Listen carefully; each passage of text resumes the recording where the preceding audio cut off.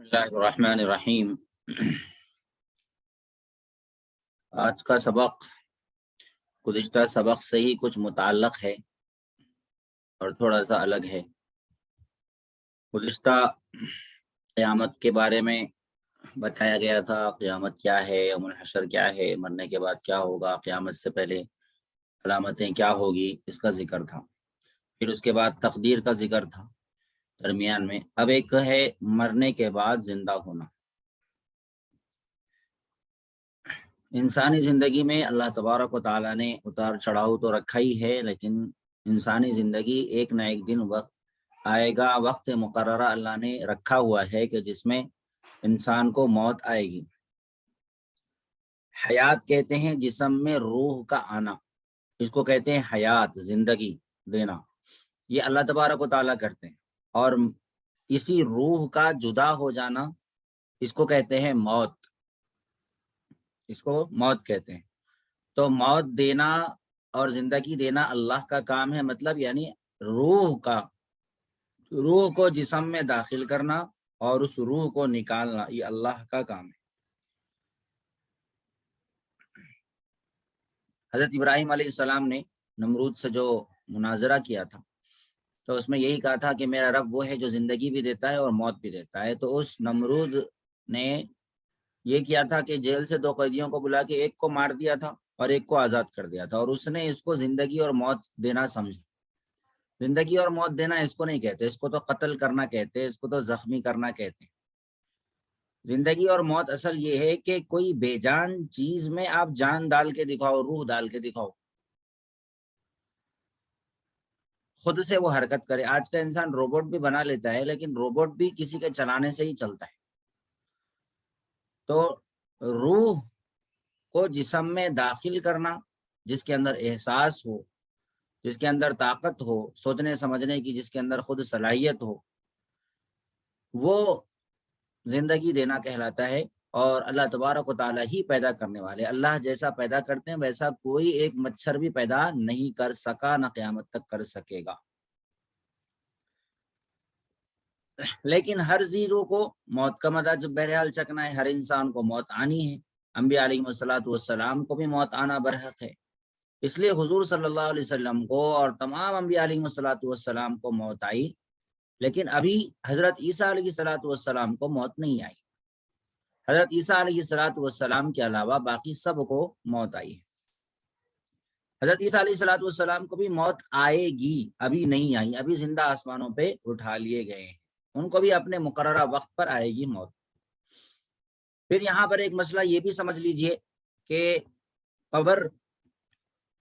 قبر کس کو کہتے ہیں؟ قبر اس زمینی گڑھے کو کہتے ہیں جس میں انسان کو دفن کیا جاتا ہے، یہی قبر کا مطلب ہے۔ البتہ قبر اسی زمینی حصے کے ساتھ میں خاص نہیں ہوتی، بلکہ جہاں کہیں بھی میت بکھرا ہوا پڑا، جیسے پلین کریش ہو کے اگر کوئی مر جائے، سمندر میں ڈوب کے مر جائے، یا کسی کو جانور کھا لے، تو وہی اس کی قبر ہے، وہی اس کی قبر ہے۔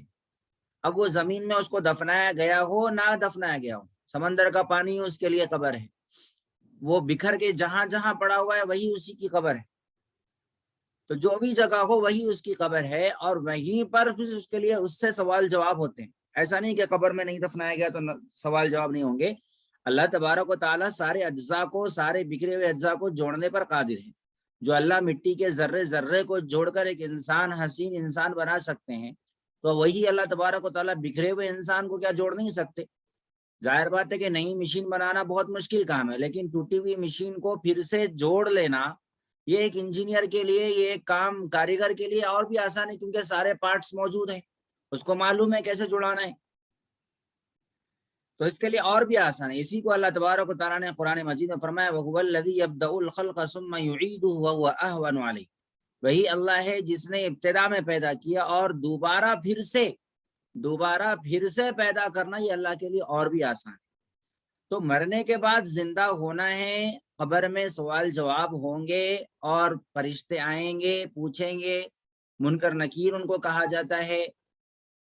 لیکن بعض لوگوں کا جیسا عقیدہ ہے، آوا گون کا عقیدہ ہے کہ مرنے کے بعد میں بس جو ہے اگر برے کرم کرے گا، کوئی برے کام کرے گا تو اس کو جو ہے اللہ تبارک و تعالیٰ اگلے جنم میں، لوگوں نے بنا لیا اپنے اپنے طرف سے 7 جنم 8 جنم، پتہ نہیں کتنے جنم ہوتے ہیں ان کے.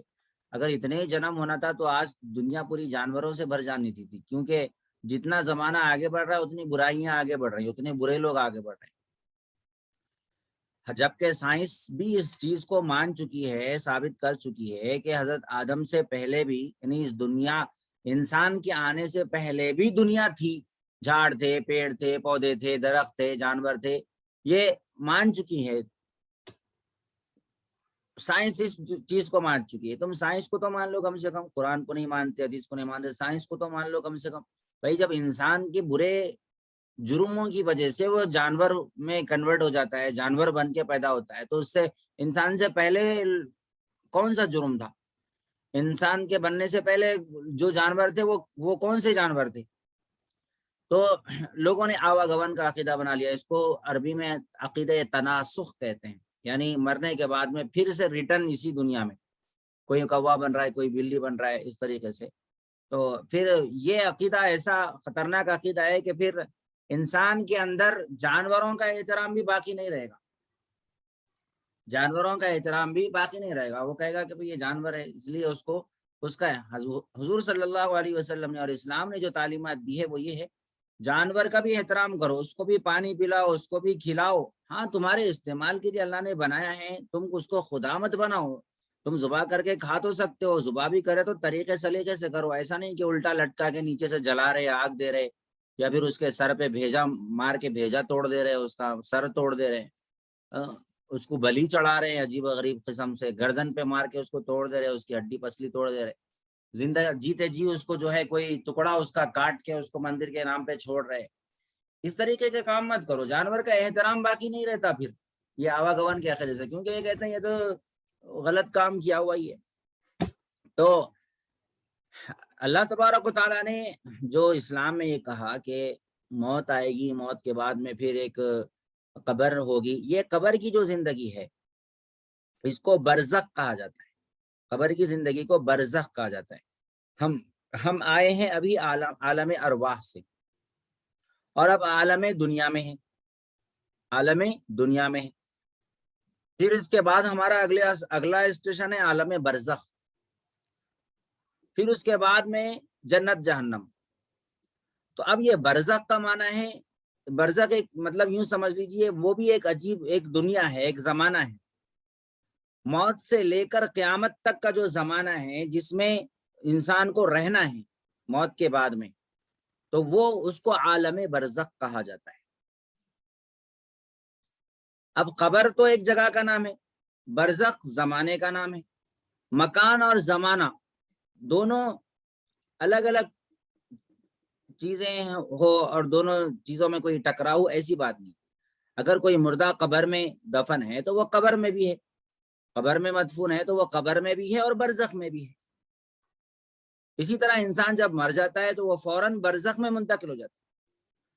تو دفنانے سے قبل جو ہمارے سامنے ابھی نہلانے کے لیے رکھا ہوا ہے، نہلایا جا رہا ہے اس کو، تو وہ عالم برزخ اس کا شروع ہو گیا. زمینی قبر ابھی موجود بھی نہیں ہے لیکن اس کے لیے عالم برزخ شروع ہو گیا، اس کا برزخی زمانہ شروع ہو گیا. تو انسان جب بھی مرتا ہے تو فوراً برزخ میں منتقل ہو جاتا ہے، چاہے وہ ہمارے سامنے رکھا ہو یا اس کے اعضاء و ذرات کہیں بھی بکھرے ہوئے ہوں. برزخ کے حالات کو اللہ نے انسانوں کی آنکھ سے چھپا کے رکھا ہوا ہے، انسانوں کی آنکھ سے چھپا. حضور صلی اللہ علیہ وسلم نے فرمایا کہ اگر تم لوگ مردوں کی آواز کو سن لو، ان کو جو عذاب ہو رہا ہے اس کو سن لو، تو پھر مردوں کو دفنانا ہی چھوڑ دو، مردوں کو دفنانا ہی چھوڑ دو. تو قرآن حدیث میں قبر اور برزخ کے جو حالات مذکور ہیں اس کو ماننا ہمیں ضروری ہے، ان پر ایمان لانا واجب ہے. اس کو برزخی زندگی کہتے ہیں جو ہماری آنکھوں سے اوجھل ہے، ہمیں نظر نہیں آتا. اسی وجہ سے ہم دیکھتے ہیں کہ قبر کے اندر بہت سارے لوگ مر جاتے ہیں. اب بہت ساری ہمارے پاس خود حیدرآباد میں اتنے چھوٹے چھوٹے قبرستان ہیں، وہاں پر قبر کے لیے جگہ نہیں ملتی، تو قبر کو پرانی قبر ہی کھودی جاتی ہے. بلکہ رشتہ داروں کی لوگوں نے ایک ایک قبر بنا دی گئی ہے. ٹولی چوکی وغیرہ کے اطراف میں تو ایسا ہی ہے، وہاں پر ایک رشتہ داروں کی ایک مطلب ایک ہی قبر ہے سمجھیے. اب اس قبر میں پھر ان کے دادا مرے تھے، اب پوترا بھی اسی میں دفن ہو رہا ہے اگر، تو پھر وہی دادا کی قبر کو کھودا جائے گا اور اسی میں سے جو ہڈیاں وغیرہ ہے اس کو ایک تھیلے میں رکھ دیں گے نکال کے، اور پھر اسی میں پوتے کو بھی دفنائیں گے اور پھر اسی میں دادا کی ہڈیاں بھی تھیلے میں بند کے دفنا دیتے ہیں. اس طریقے سے کرتے ہیں. اور عرب میں بھی ایسا ہی ہوتا ہے، عرب کے اندر بھی ایسا ہی ہوتا ہے. عرب کے اندر اس لیے ایسا ہوتا ہے کہ وہاں پر کچھ سنا میں نے، یقینی طور پہ مجھے بھی نہیں معلوم کہ وہاں پر کیا ہوتا ہے، لیکن ایسا ہوتا ہے وہاں پر کہ کوئی کیمیکل وغیرہ چھوڑ دیتے ہیں جس سے مردے گل جاتے ہیں. لیکن اللہ ہے کہ بعض مرتبہ کسی کی میت کو اللہ محفوظ کرنا چاہے تو وہ کیمیکل ڈالنے کے باوجود بھی محفوظ رہتی ہے اور وہ گلتی سڑتی نہیں.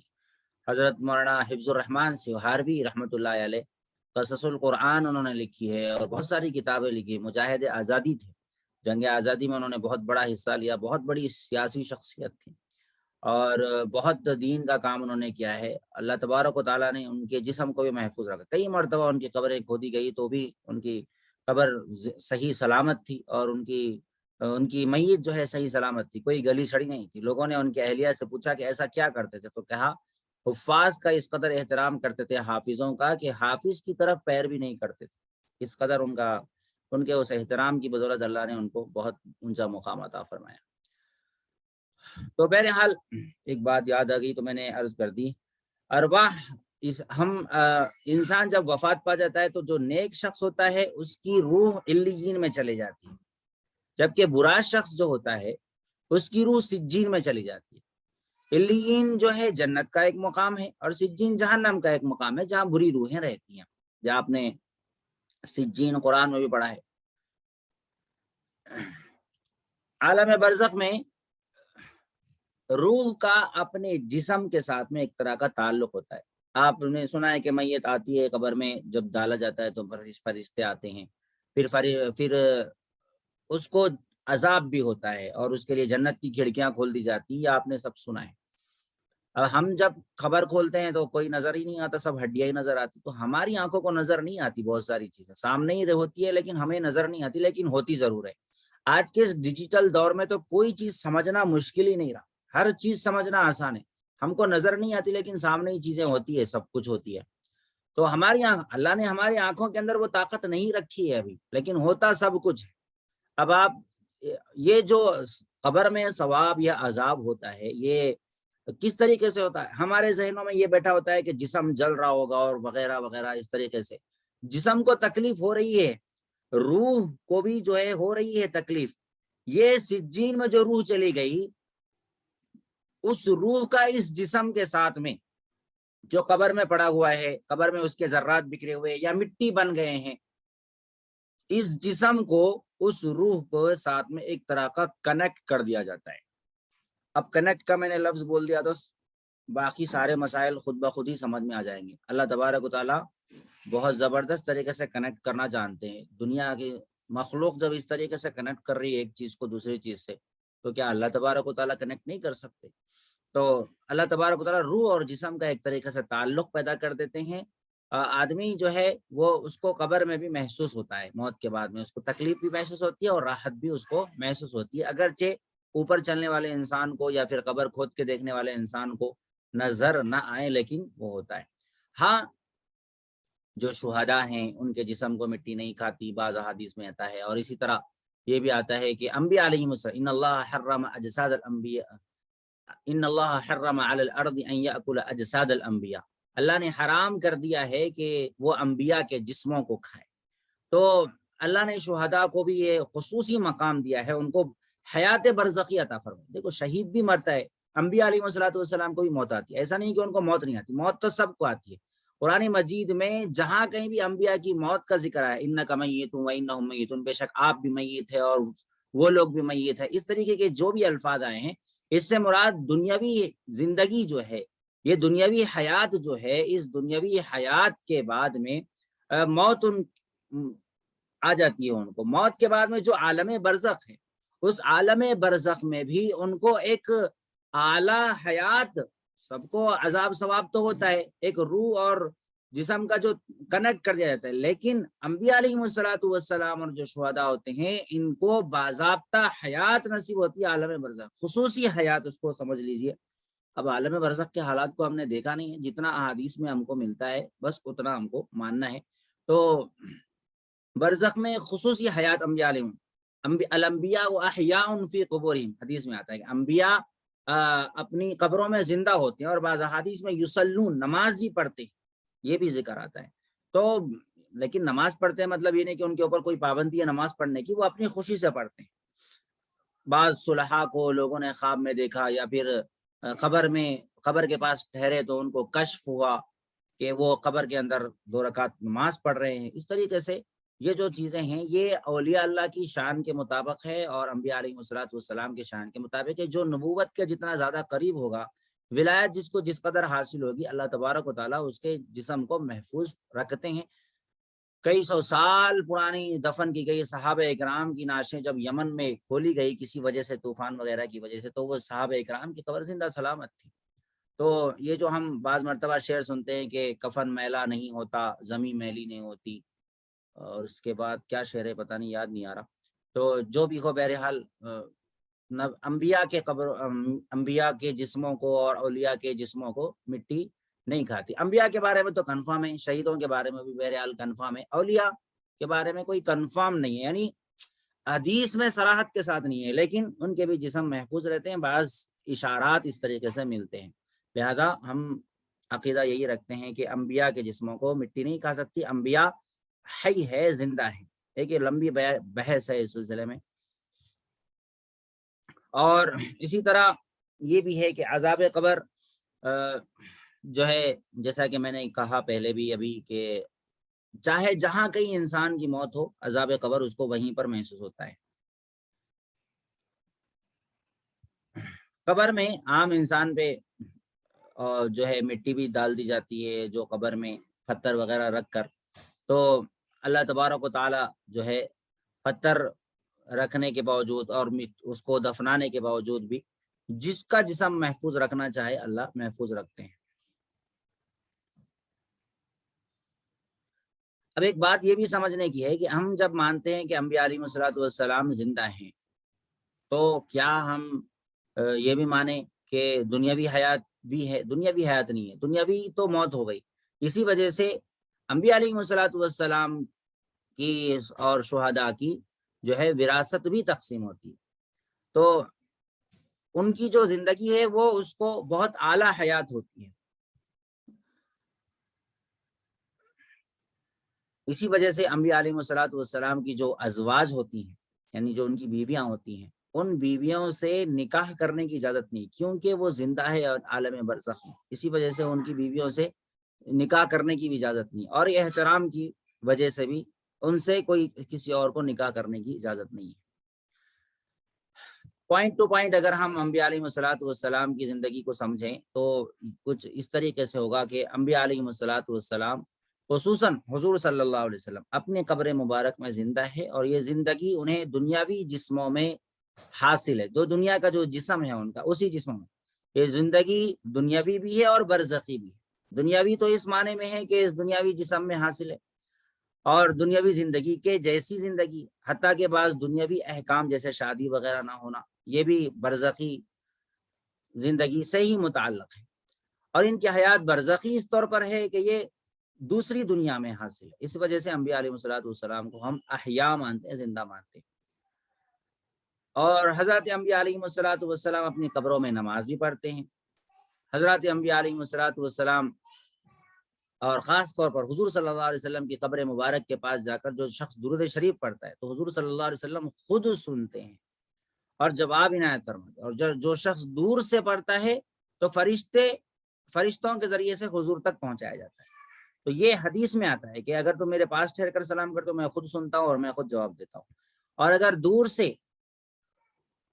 درود شریف پڑھا گیا ہے, سلام پڑھا جائے, تو فرشتے نام کے ساتھ میں فلاں ابن فلاں نے آپ کے اوپر درود شریف پڑھا ہے تو یہ پہنچایا جاتا ہے. اس سے اس عقیدے کا بھی رد ہو جاتا ہے جو لوگ یہ کہتے ہیں کہ انبیاء علیہ السلام نہ صرف زندہ ہے بلکہ حاضر و ناظر بھی ہے, یعنی جہاں پر ہم اسٹیج لگا کے صلاۃ و سلام یا نبی سلام علیک پڑھ رہے ہیں وہاں پر بھی ہم نبی آ کے حاضر ہو جاتے ہیں، ان کا عقیدے کا رد ہو جاتا ہے، کیونکہ دور سے اگر پڑھا جائے تو نبی نے یہ کہا کہ فرشتے مجھ تک پہنچاتے ہیں، تو اگر خود نبی آتے تو آنا ہوتا تو نبی بول دیتے کہ میں خود آ جاتا ہوں. تو یہ خود نبی کی محبت نہیں بلکہ نبی کی بے احترامی ہے کہ آپ جہاں چاہیں وہاں نبی کو بلا کر کھڑے ہو جاتے ہو. اسی طرح ایک غلط فہمی یہ بھی پائی جاتی ہے کہ انبیاء علیہ الصلوۃ والسلام کو بھی جو ہے موت آتی ہے. البتہ حضرت عیسیٰ علیہ الصلوۃ والسلام کو موت نہیں آئی. جب ہم یہ کہتے ہیں کہ سارے انبیاء کو موت آ گئی تو عیسیٰ علیہ السلام کو موت نہیں آئی، تو ہم پہلے ہی میں نے اس کی وضاحت کر دی کہ سارے انبیاء علیہ الصلوۃ والسلام کو موت آئی، لیکن حضرت عیسیٰ علیہ الصلوۃ والسلام کو بھی مقررہ وقت پر موت آئے گی.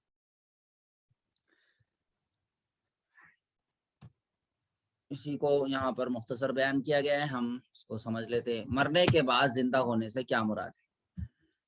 قیامت میں سب چیزیں فنا ہو جائیں گی، پھر حضرت اسرافیل علیہ السلام دوبارہ سور پھونکیں گے تو سب چیزیں موجود ہو جائیں گی، آدمی بھی زندہ ہو جائیں گے، میدان حشر میں اللہ تعالیٰ کے سامنے پیشی ہوگی، حساب لیا جائے گا اور اچھے برے کاموں کا بدلہ دیا جائے گا. جس روز یہ کام ہوں گے اس دن کو یوم الحشر یعنی جمع کیے جانے کا دن، یوم الجزا اور یوم الدین یعنی بدلہ دینے کا دن، اور یوم الحساب یعنی حساب کا دن کہتے ہیں. یہ سب نام قرآن میں آئے ہیں. سوال: ایمان مفصل میں جن 7 چیزوں کا ذکر ہے ان میں سے اگر کوئی 2 باتوں کو نہ مانے تو کیا وہ مسلمان ہو سکتا ہے؟ جواب: ہرگز نہیں. 7 چیزوں کو ماننا ضرور، جب تک اللہ تعالیٰ کی توحید، پیغمبروں کی پیغمبری، اللہ تعالیٰ کی کتابوں اور اللہ تعالیٰ کے فرشتوں اور قیامت کے دن اور تقدیر اور مرنے کے بعد زندہ ہونے کو نہ مانے، ہرگز مسلمان نہیں ہو سکتا. ہرگز وہ مسلمان نہیں ہو سکتا. سب کو ماننا ضروری ہے.